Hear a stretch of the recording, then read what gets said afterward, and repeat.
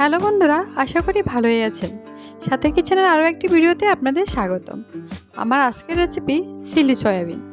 এই chilli soybean খেতে মনে হবে যেন চিলি চিকেন খাচ্ছেন। এই স্বাদ চিলি চিকেন থেকে কোনো অংশে কম না। তাহলে রান্না শুরু করা যাক। প্রথমে আমি এখানে কিছু সয়াবিন নিয়েছি। সয়াবিনগুলোকে আমি গরম পানি দিয়ে ভিজিয়ে ধুয়ে নিয়েছি।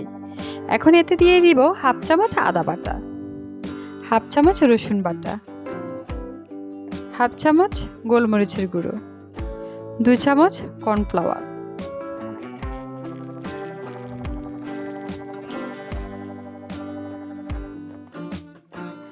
2 চামচ ময়দা, সামান্য পরিমাণ তেল আর লবণ। এখন সয়াবিনটাকে আমি ভালোভাবে মেখে নিব। এই পর্যায়ে আমি 1 চামচ চিলি পেস্ট দিয়ে দিলাম। আবারও আমি মেখে নিলাম সয়াবিনগুলো।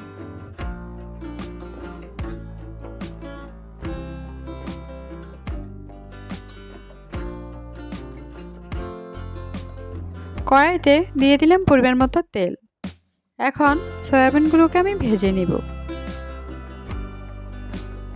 সয়াবিনগুলো ভাজা হয়ে গেল, এখন তুলে নিব। ওই সয়াবিন ভাজা তেলে আমি এখন দিয়ে দিব 1 চামচ আদা কুচি, 1 চামচ রসুন কুচি। এগুলোকে আমি হালকা করে ভেজে নিব।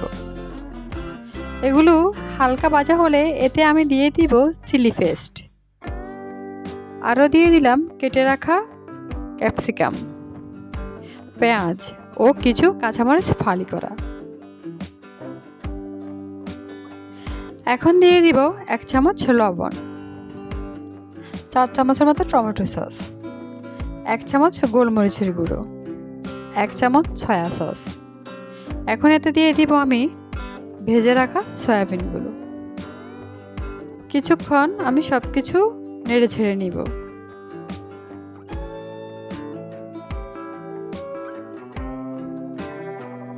এখন দিয়ে দিলাম 1 চামচের মতো চিনি, 2 চামচ কর্নফ্লাওয়ার পানিতে মিশিয়ে নিয়েছি। এখন সয়াবিনের মধ্যে দিয়ে দিলাম।